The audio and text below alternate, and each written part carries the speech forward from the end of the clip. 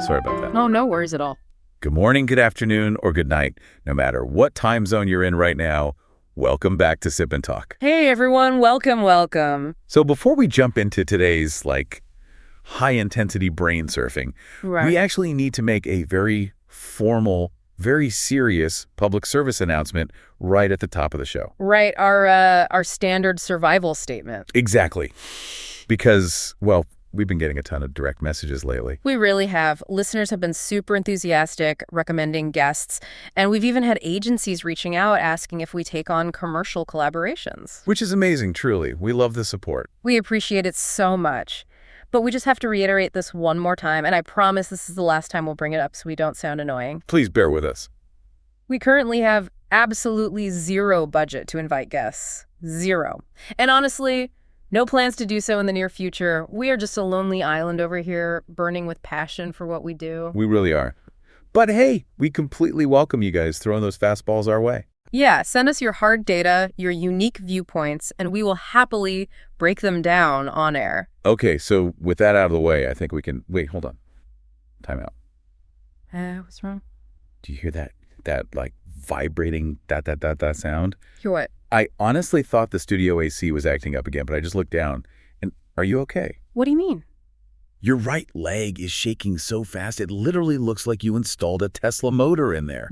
I mean, the mic stand is visibly vibrating. You're usually this, ultra-calm, AI-level logical person. Everyone, he's being sarcastic. His legs are shaking. What? Did you get infected by some crazy virus or something? Okay, I'm just going to stop my foot right there. Let me clear my throat. Look, this isn't a virus. This is a very precise physical response. Oh, is that what we're calling it now? I'm serious. Actually, we posted on Threads and YouTube last week asking the Sip and Talkers what kind of everyday trivia they wanted us to dissect next. Oh, right, the poll. Yeah, and over 30% of the audience literally begged us to talk about leg shaking. Wait, really? 30%? Yes. Take a look at this data. Wow. So many people were complaining about getting scolded by elders at home or getting dirty looks from coworkers at the office. They were saying they have straight-up leg-shaking anxiety now. Okay, well, we definitely caught that fastball. And honestly, this hits close to home for me, too. Oh, yeah. Yeah, because, here in the U.S., if you're in a meeting and you're bouncing your leg, people just think, oh, they had way too much caffeine today. Right, or they're just super focused. Exactly. But if you look at traditional Asian cultures or you're sitting in front of older relatives, it comes with this massive, heavy curse. The classic saying, right? Yeah. Men shake away wealth and women shake away virtue. They just throw that right in your face. It's intense. Yeah. So for today's mission on Sip and Talk, we aren't going to talk about heavy international politics. We're taking this specific request from the listeners, and we are going to completely dissect this tiny, supposedly frivolous micro-movement. I love it. We're going to look at it through the lens of medicine, behavioral psychology, and cultural history. We need to figure out if bouncing your leg is actually ruining your life, or if it's some high-tech biological self-rescue mechanism. Okay, I am so ready for this. So whether you're laying down, sitting on the couch, or currently shaking your leg at 1,000 RPMs with us right now, go grab a coffee or a whiskey. Let's get into it. Let's do it. So before we can even begin to understand why the physical body shakes, we have to talk about why society hates it so much. Right, because the stigma is universal, even if the reasons are different. Exactly. Let's look at the Eastern cultural stigma first, because it's so deeply rooted in the weight of a person's destiny. Destiny. Like over a twitchy knee. Seriously. It all goes back to these ancient Confucian roots. The absolute standard for physical behavior was this phrase, sitting like a bell, standing like a pine tree. Wow, very rigid. Right. Physical stability was everything. And you have to remember, these were agrarian societies. The whole culture was built on farming, which means you needed to be grounded and stable to handle the slow, grueling cycles of nature. Okay, that makes sense. If your whole society values putting down roots and weathering the storm, someone who is constantly fidgeting probably looks erratic. Exactly. They equated breaking that physical stability with mental instability. If you couldn't sit still, they assumed you had a restless spirit and couldn't handle real responsibility. And obviously, if you can't handle responsibility, you're going to lose your money. That's the logical leap they made. If you're physically restless, you'll mismanage your resources, and bam, men shake away wealth. That is such a wild escalation from just tapping your foot. Yeah. But there's a gendered side to this too, right? The whole women shaking away virtue thing. Yeah, that part is a very strict patriarchal constraint. It was all about female modesty and controlling a woman's bodily rhythm. Because it draws attention. Exactly. Any uncontained, rhythmic, physical movement was seen as too expressive for a woman in those highly conservative eras. So it wasn't just bad manners, it was literally viewed as a moral failing. That is heavy. But, let's contrast that with the Western stigma. Because Americans definitely don't think a bouncing knee is going to anger the universe and empty your bank account. No, but it will absolutely ruin a business deal. Oh, 100%. Yeah. In Western nonverbal communication, it is the ultimate boardroom tell. Right, you're projecting weakness. Yeah, like if we're negotiating and your leg is just going crazy under the table, I'm immediately thinking, okay, this person is impatient, or they are having extreme anxiety. They're cracking under the pressure. Exactly. It shows a total lack of confidence, or even just disrespect for the shared physical space. It's fascinating, right?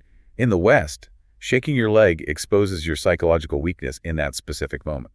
While in the East, it supposedly exposes your entire moral and financial destiny to the universe. It's just a lose-lose situation either way.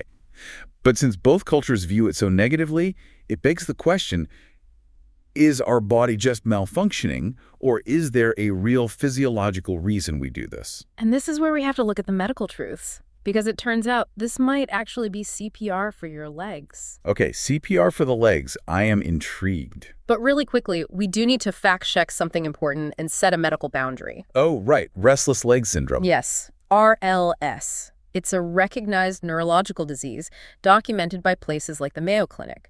For some people, this is a genuine medical condition tied to the nervous system, and it should absolutely never be judged or stigmatized. That is a very important distinction. Yeah. But for the rest of us healthy people, the average office workers who are just aggressively shaking their legs at their desks, what's the excuse? Well, the excuse is that sitting is the new smoking. Have you ever heard of NEAT?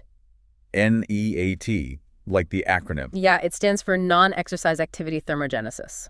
That sounds incredibly scientific. It basically just refers to the energy we burn doing everything that isn't sleeping, eating, or sports, just moving around.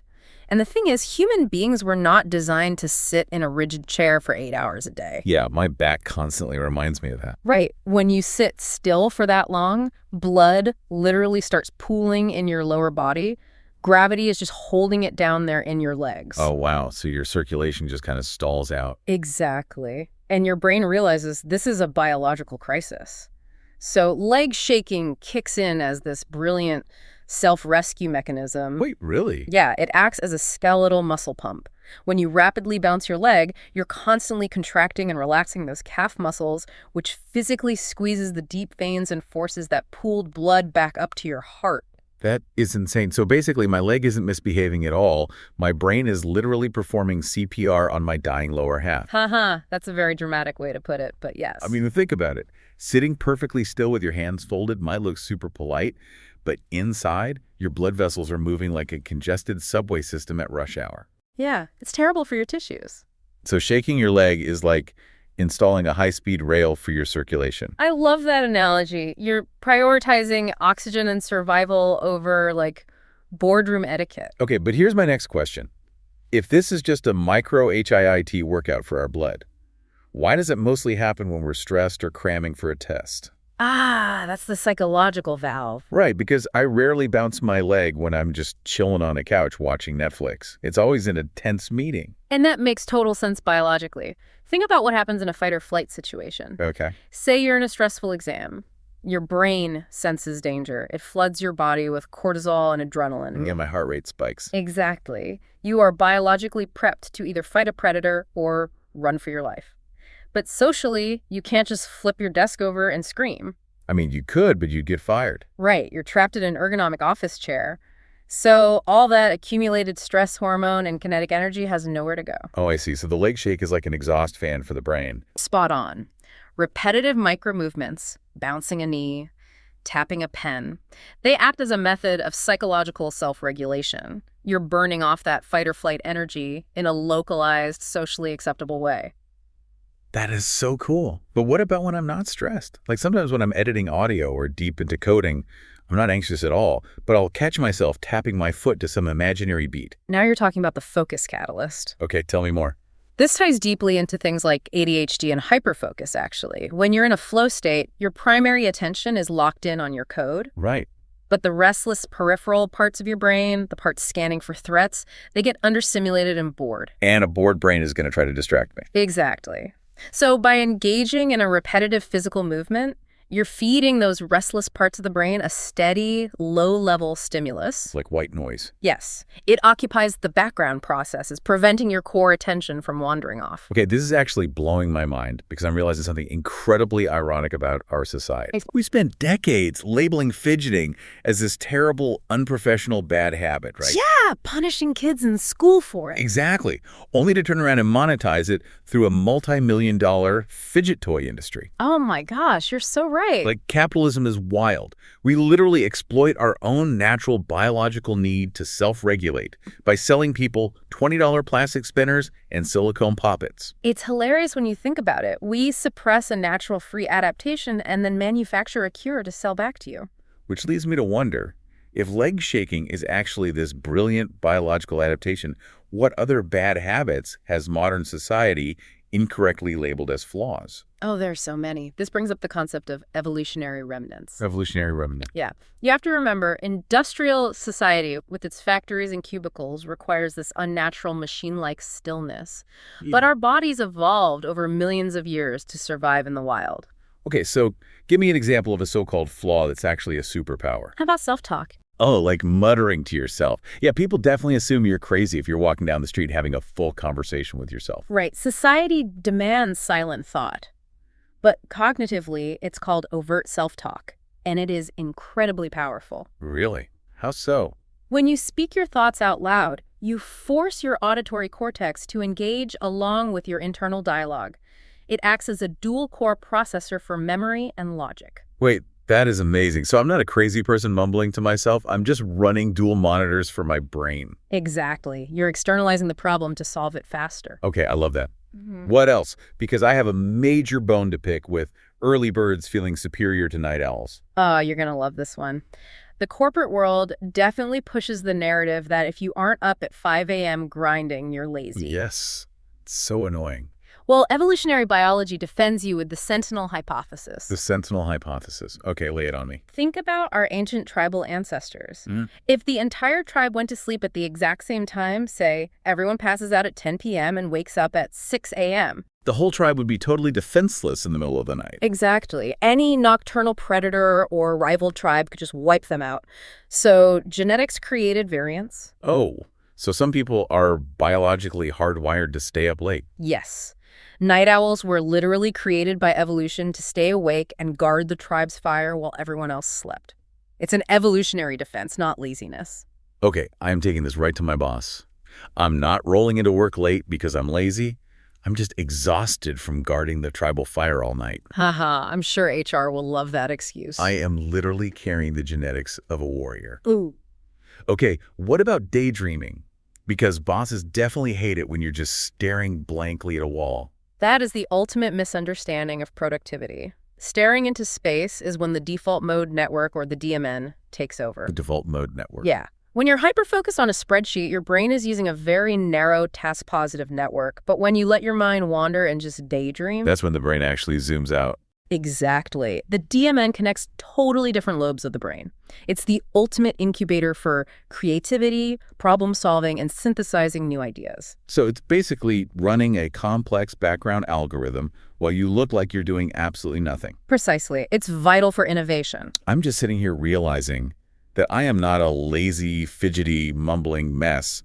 I am actually a highly evolved Super Saiyan, perfectly adapted for survival. You absolutely are. We all are. Man, the sheer volume of information today was so massive that my iced Americano has completely melted. I think we really gave people a lot to chew on today. Our listeners are so wise, I know they'll appreciate the nuance. They really are. And that is exactly the core ethos of Sip and Talk.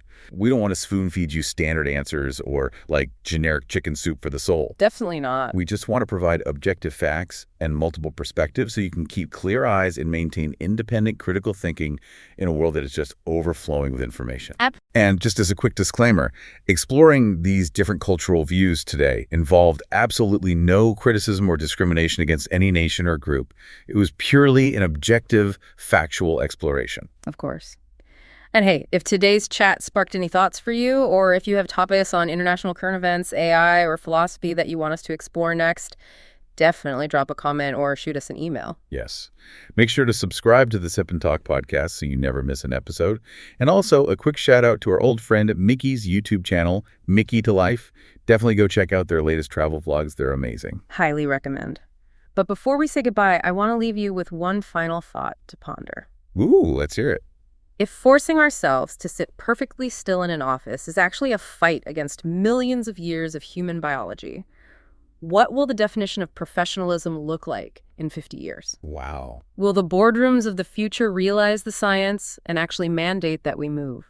Mandated movement. I love that. Honestly, I'm off to go daydream, shake my leg, and talk to myself for the rest of the afternoon. Sounds like a highly productive day. Thanks for joining us, Sip and Talkers. See you next time. Bye. Bye, everyone.